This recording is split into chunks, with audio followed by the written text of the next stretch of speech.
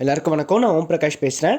இது வரைக்கும் நீங்கள் இந்த சேனலை சப்ஸ்கிரைப் பண்ணிக்கோங்க. அது மட்டும் இல்லாமல் பக்கத்தில் இருக்க பெல் பட்டனையும் கிளிக் பண்ணி வச்சுக்கோங்க. அப்போ தான் நம்ம சேனலில் போகிற எல்லா வீடியோஸும் வந்து உங்களுக்கு நோட்டிஃபிகேஷனில் காமிக்கும்.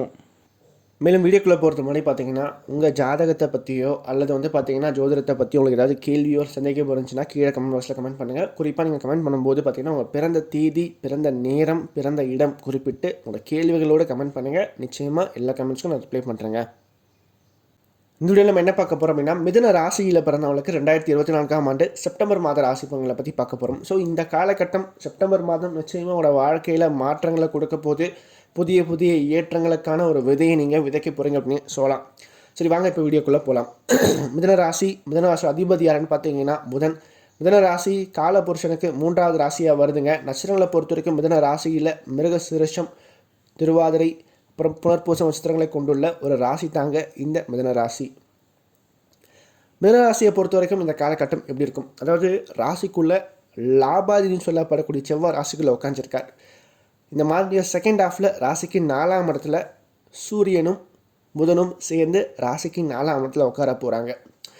இங்கே வந்து புதன் வந்து உச்சமாக இருப்பார். ப்ளஸ் குரு பார்வையில் புதன் இருக்கிறது ஃபஸ்ட் கிளாஸான அமைப்பு. ராசிநாதன் உச்சமாகிறார். ரொம்ப ரொம்ப நல்ல ஒரு அமைப்பு, நல்ல ஒரு காலகட்டம் மிதுனத்தை பொறுத்த வரைக்கும். ஸோ ரொம்ப நாளைக்கு அப்புறம் வாழ்க்கையில் சில சந்தோஷங்களை பார்க்க போகிறீங்க, சில முக்கியமான தருணங்களை நீங்கள் சந்திக்க போகிறீங்க அப்படின்னு தான் சொல்லணும். ஏன்னா எப்போவுமே இந்த செப்டம்பர் மாதம், வைகாசி மாதம் வந்துட்டாவே வந்து பார்த்தீங்கன்னா இந்த மிதுனம் கன்னிக்கு ஒரு கொண்டாட்டம் அப்படின்னு தான் சொல்லணும். ஏன்னா ஸோ இந்த காலகட்டங்களில் புதன் வலுவாக இருப்பார், சரிங்களா? இந்த செப்டம்பர் மாதம், குறிப்பாக இந்த வைகாசி மாதத்தில்.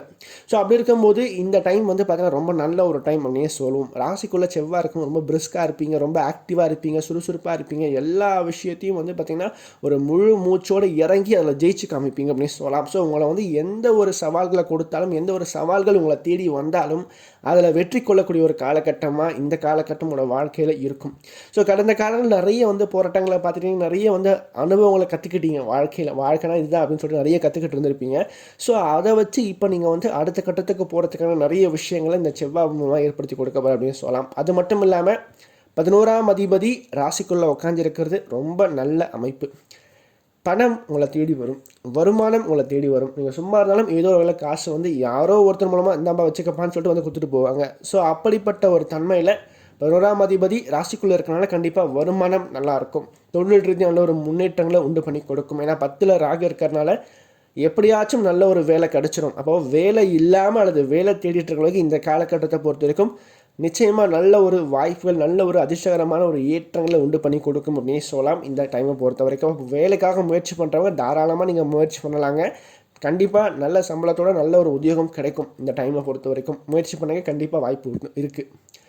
அதே மாதிரி நான் சொன்ன மாதிரி வருமானம் உங்களை தேடி வருங்க, பணம் உங்களை தேடி வரும், நல்லாயிருக்கும். வருமானத்தை பொறுத்த வரைக்கும் நல்லாயிருக்கும். ஆனால் 12ஆம் இடத்துல குரு பகவான் இருக்கிறது எப்படியாச்சும் செலவுகளை உண்டு பண்ணி கொடுக்கும். ஒரு பக்கம் வருமானம் வந்துகிட்டே இருக்கும், இன்னொரு பக்கம் செலவாயிட்டே இருக்கும். அப்போ ரெண்டத்தையும் ஈக்குவலாக கொஞ்சம் பேலன்ஸ் பண்ண கற்றுக்கிறது சிறப்பாக இருக்கும். முடிஞ்ச வரைக்கும் பார்த்தீங்கன்னா பணத்தை கொஞ்சம் சிக்கனமாக செலவு பண்ணுங்கள். தேவையில்லாத விஷயத்துக்கு செலவு பண்ணுறதை தவிர்க்கிறது சிறப்பாக இருக்கும். ஏன்னா எப்போவுமே அந்த விரயஸ்தானத்தில் ஒரு சுபகிரகம் வந்து உட்காந்துனாவே கண்டிப்பாக நல்ல விஷயத்துக்காக செலவு பண்ணிங்க, குடும்ப உறவுகளுக்காக செலவு பண்ணிங்க, ஒரு தேவைகளுக்காக செலவு பண்ணிங்க. ஸோ இந்த மாதிரியான விஷயங்களுக்காக செலவு பண்ணுறதன் மூலமாக நல்ல பேர் கிடைக்கும், அது வேறு. ஆனால் உங்கள் பாக்கெட்லேருந்து காசு வந்து காலியாகிட்டே போகும், அதுதான் விஷயம். ஸோ அதை கொஞ்சம் நீங்கள் தெளிவாக பார்த்துக்கணும் இந்த டைமை பொறுத்த வரைக்கும். அதே மாதிரி ராசிக்கு 4ஆம் இடத்துல இந்த புதன் சூரியன் சேர்க்கை சிறப்பான ஒரு அமைப்பு தான். மாணவ மாணவிகளை பொறுத்த வரைக்கும் இந்த மாதம் செகண்ட் ஹாஃப்ல இருந்து பார்த்தீங்கன்னா ஸ்டடீஸில் நல்ல ஒரு இம்ப்ரூவ்மெண்ட், நல்ல ஒரு க்ரோத் கண்டிப்பாக இருக்குது. அதுக்கு முன்னாடி வரைக்கும் கொஞ்சம் மந்தமாக இருப்பீங்க, ரொம்ப சோம்பேறியாக இருப்பீங்க, பெருசாக ஒரு இன்வால்மெண்ட் இல்லாமல் ஏதோ மாதிரி ஒரு மாதிரி ஓட்டிகிட்டு இருப்பீங்க வாழ்க்கையை. சரிங்களா? நானும் படிக்கிறேன் அப்படின்ற மாதிரி ஓட்டிகிட்டு இருப்பீங்க. ஆனால் செகண்ட் ஹாஃப்ல இருந்து பார்த்தீங்கன்னா அப்படியே ரொம்ப ஆக்டிவாக மாறுவீங்க. அப்படியே ஒரு பயங்கரமான ஒரு சேஞ்ச் உங்கள்கிட்ட எதிர்பார்க்க முடியும். ரொம்ப பிரிஸ்காக இருப்பீங்க, ஆக்டிவாக இருப்பீங்க, நல்லா படிப்பீங்க. கடைசி அதாவது எக்ஸாமுக்கு ஒரு 2 மாதம் முன்னாடி படிக்கிறது வேறு, கடைசி நேரத்தில் படித்து பாஸ் ஆகிறது அப்படின்றது வேறு. ஸோ அந்த மாதிரியான ஒரு அமைப்புகளை வந்து இந்த புதன் சூரியன் சேர்க்கை வந்து ஏற்படுத்தி கொடுக்கும். ரொம்ப நல்லாவே படித்து நல்ல ஒரு மார்க்ஸை ஸ்கோர் பண்ணி கரெக்டாக நீங்கள் பாஸ் ஆகி வெளியே வந்துடுவீங்க. ஸோ இப்படிப்பட்ட தன்மைகளையும் வந்து இந்த புதன் வந்து கண்டிப்பாக கொடுப்பார் அப்படின்னு சொல்லலாம். ஸோ மாணவ மாணவர்களை பொறுத்த வரைக்கும் இந்த செப்டம்பர் மாதத்துடைய செகண்ட் ஹாஃப்லேருந்து நல்ல ஒரு ஏற்றம் காத்துட்ருக்கு, நல்ல ஒரு வளர்ச்சி காத்துட்ருக்கு உங்களோட வாழ்க்கையில் அப்படின்னு சொல்லலாம். அதே மாதிரி என்ன சொன்ன மாதிரி படித்து முடித்தவங்களுக்கு உடனே இப்போ தான் நீங்கள் வந்து முடிக்க போகிறீங்க இந்த வருஷம் அப்படின்னா, முடிச்ச உடனே டக்குன்னு நல்ல ஒரு வேலை வாய்ப்புகள் கிடச்சிடும். இப்போ நீங்கள் ஜாப் ட்ரை பண்ணால் கண்டிப்பாக கிடச்சிடும், நல்லா கிளிக் ஆகிடும். அதே மாதிரி பார்த்தீங்கன்னா இந்த மாதிரி செகண்ட் ஹாஃப்லேருந்து 5ஆம் இடத்துல சுக்கிரன் வந்து வலுத்து உட்கார போகிறார். சுக்கிரன் 5ஆம் இடத்துக்கு வர்றது சிறப்பு. எப்பவுமே மிதுனத்தை பொறுத்த வரைக்கும் சுக்கிரன் 2ஆம் பட்ச யோகாதிபதி. அவர் 5ல் போய் உட்காரும் போது நிறைய அதிர்ஷ்ட வாய்ப்புகளை கொண்டு வந்து சேர்ப்பார். அதிர்ஷ்டம் அப்படின்ற விஷயம் உங்கள் பக்கம் கண்டிப்பாக எட்டி பார்க்கும். பாக்கியத்தில் சனி வந்து வக்ரமாக இருந்தாலும் கூட 5ஆம் அதிபதி வலுவாயிட்டாருங்க. ஸோ இப்போது சுக்கிரனும் திரிகோணத்தில் இருக்காருங்க, சனியும் திரிகோணத்தில் இருக்கிறது சிறப்பு தான். அப்போ இந்த காலகட்டத்தை பொறுத்தவரைக்கும் திருமணம் ஆகி குழந்தை பாக்கியம் சம்மந்தப்பட்ட விஷயங்கள் யாருக்கெல்லாம் வந்து காலதாமதமாயிட்டு இருக்கோ, ஸோ அப்படிப்பட்ட உங்களுக்கு இந்த காலகட்டம் இந்த குழந்தை பாக்கியம் புத்திர பாக்கியம் சம்மந்தப்பட்ட விஷயங்களை கொடுக்கும். ஸோ அப்போது இந்த டைம் ரொம்ப நல்ல டைம், முடிஞ்சவரைக்கும் நல்லபடியாக பயன்படுத்திக்கிறது சிறப்பாக இருக்கும். அதே மாதிரி திருமண வயதில் இருக்கக்கூடிய மிதுனராசிக்காரனுக்கு இந்த காலகட்டம் திருமணத்துக்கு ஒரு உகந்த ஒரு காலகட்டமாக இருக்குது. முயற்சி பண்ணுங்கள், கண்டிப்பாக நல்ல ஒரு வாழ்க்கை துணை கிடைப்பாங்க. அதே மாதிரி செகண்ட் மேரேஜுக்கு முயற்சி பண்ணுறவங்களுக்கும் நல்ல ஒரு காலகட்டமாக இந்த காலகட்டம் இருக்கும். ஏன்னா 11ஆம் அதிபதி ராசிக்குள்ளே உட்காந்துருக்காருங்க. ஸோ இப்போ நீங்கள் செகண்ட் மேரேஜுக்கு ட்ரை பண்ணிங்கன்னா கண்டிப்பாக அது நல்லபடியாக அமைஞ்ச முடியும் அப்படின்னு சொல்லிடலாம். அது மட்டும் இல்லாமல் ராசிக்கு 5ல் சுக்கிரன் வளர்த்துட்டாவே அந்த காதல் சம்மந்தப்பட்ட விஷயங்களை வெற்றிகளை உண்டு பண்ணி கொடுப்பார். அப்போ காதலிச்சிருக்கவங்களுக்கு இந்த காலகட்டம் காதலில் அதாவது மாதத்துடைய முதல் பகுதியில் சுக்கிரன் நீச்சமாக இருப்பாருங்க. செகண்ட் ஹாஃபில் இருந்து தான் நல்லா இருக்கார் சுக்கிரன். அப்போ செகண்ட் ஹாஃபில் இருந்து பார்த்தீங்கன்னா காதல் சம்மந்தப்பட்ட விஷயங்களுக்கு இந்த காலகட்டம் ரொம்ப சூப்பரான ஒரு காலகட்டமாக நிச்சயமாக இருக்கும். அது மட்டும் இல்லாமல் திருமண வாழ்க்கையை பொறுத்த வரைக்கும் நல்ல ஒரு வாழ்க்கை துணை கிடைப்பாங்க அப்படின்னு சொல்லலாம். அதே மாதிரி குடும்பத்தில் இருந்த பிரச்சனைகள் கருத்து வேறுபாடுகள் கண்டிப்பாக சரியாகும். குடும்பத்தில் ஒற்றுமையும் சந்தோஷமும் அதிகரிக்கும். நல்ல ஒரு ஏற்றகரமான ஒரு காலகட்டமாக தான் இந்த காலகட்டம் குடும்ப வாழ்க்கையை பொறுத்த வரைக்கும் கண்டிப்பாக இருக்குது. அது மட்டும் இல்லாமல் ராசிக்கு 7ஆம் இடத்தை செவ்வாய் பார்க்குறது மட்டும்தான் கொஞ்சம் வந்து சிறப்பு இல்லை. ஆனால் மற்றபடி 6ஆம் அதிபதியாக அவர் வரதுனால கொஞ்சம் இந்த காலகட்டத்தை பிறகு கேட்ட இடத்துல கடன் கிடைக்கும். அது மட்டும் இல்லாமல் லோன் அப்ளை பண்ணால் கண்டிப்பாக கிடைச்சிடும் இந்த டைமை பொறுத்த வரைக்கும். அப்போ பேங்க்கில் லோன் அப்ளை பண்ணுறீங்கன்னா யாருக்கெல்லாம் அந்த ஹவுசிங் லோனோ அல்லது ஏதோ ஒரு சம்மந்தப்பட்ட வழியில் ஏதோ ஒரு விஷயத்துக்காக நீங்கள் வந்து பேங்க்கில் லோன் அப்ளை பண்ண போகிறீங்க அப்படின்னா கேட்ட இடத்துல இப்போ கண்டிப்பாக கடன் கிடைச்சிடும். அதே மாதிரி கடன் நிறையவும் வாங்க வேண்டாம், கிடைக்குது அப்படின்னு சொல்லிட்டு சரிங்களா, கொஞ்சம் அளவோடு வச்சுக்கிறது சிறப்பு. அது மட்டும் இல்லாமல் 12ஆம் இடத்துல குரு பகவான் வலுத்து உட்காந்துருக்கனால சொந்த ஊரை விட்டு வெளிநாடு போகிறதுக்கு முயற்சி பண்ணுறவங்களுக்கு, அப்ராட் போகிறவங்களும் முயற்சி பண்ணுறவங்களுக்கு இந்த காலகட்டம் அதற்கான வாய்ப்புகளை உண்டு பண்ணி கொடுக்கும். வெளிநாடு போகிறதுக்கு சிறந்த ஒரு காலகட்டமாக இந்த காலகட்டம் இருக்கும்.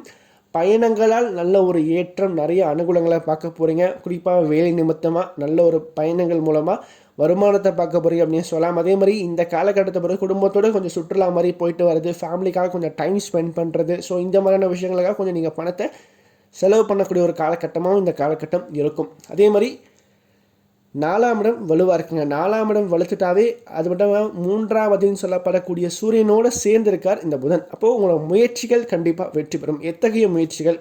குடும்பத்தில் யாருக்காச்சும் ஒரு வேலை இல்லை, அவங்களுக்கு ஒரு வேலை வாங்கி தரத்துக்காக நீங்கள் முயற்சி பண்ணால் கண்டிப்பாக கிடைக்கும். அதே மாதிரி வந்து பார்த்தீங்கன்னா சொந்தமாக ஒரு வீடு கட்டணும்னு நினைக்கிறீங்க, சொந்த வீடு அப்படின்றது ஒரு கனவாக இருக்குது, அந்த கனவு எப்போ நிஜமாகும் அப்படின்றதுக்கு அதற்கான முயற்சிகள், வீடு கட்டுறதுக்கான முயற்சிகளை நீங்கள் இப்போ எடுத்தீங்கன்னா அந்த முயற்சிகள் கண்டிப்பாக வெற்றி பெறும். அதே மாதிரி ஸ்டடீஸ்க்காக நீங்கள் ஒரு முயற்சி எடுத்தால் கண்டிப்பாக அது வந்து வெற்றி பெறும். அது மட்டும் இல்லாமல் இந்த காலகட்டத்தை பொறுத்து உங்களோட வாழ்க்கையில் வேலைக்காகவோ அல்லது தொழிலுக்காகவோ நீங்கள் வந்து ஒரு முயற்சி எடுக்கணும், அந்த முயற்சிகள் கண்டிப்பாக வெற்றி பெறும்.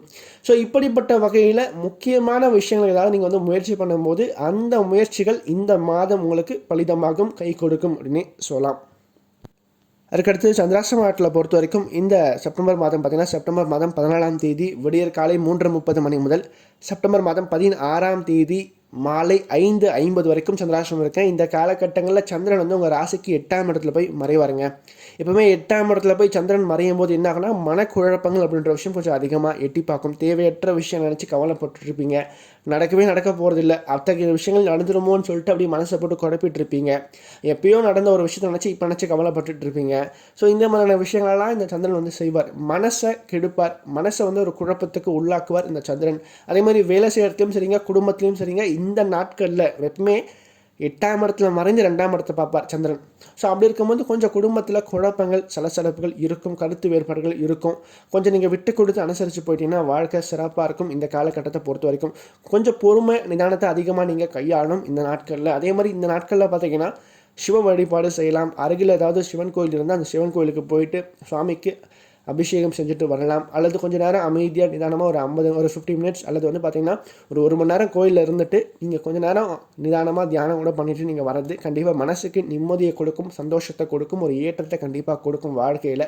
ஸோ இந்த காலகட்டம் இந்த மாதிரி அமைப்புகள் தான் இருக்கும். ஸோ இது நீங்கள் தெளிவாக தெரிஞ்சுக்கிட்டால் கண்டிப்பாக இந்த மாதம் நல்லா அழகாக க்ராஸ் பண்ணி நீங்கள் வந்துடலாம். இந்த வீடியோ உங்களுக்கு பிடிச்சிருந்துச்சுன்னா லைக் பண்ணுங்கள், கமெண்ட் பண்ணுங்கள். அது மட்டும் இல்லாமல் உங்களோட ஃப்ரெண்ட்ஸுக்கும் சரி உங்களோட ஃபேமிலிக்கும் இந்த வீடியோ ஷேர் பண்ணுங்கள். ஏன்னா அவங்களோட வாழ்க்கையில் கண்டிப்பாக ஒரு மாற்றத்தை ஏற்படுத்தக்கூடிய வகையில் இந்த வீடியோ இருக்கும். குறிப்பாக சொல்லப்போனால் கஷ்டத்தில் இருக்கக்கூடியவங்களுக்கு இந்த வீடியோ ஷேர் பண்ணுங்கள். அவங்களோட வாழ்க்கையில் ஒரு தன்னம்பிக்கை ஊட்டுறதுக்காகவும் ஒரு மாற்றத்தை ஏற்படுத்தும் வகையில் இந்த வீடியோ நிச்சயமாக அவங்களோட வாழ்க்கையில் அமையும்.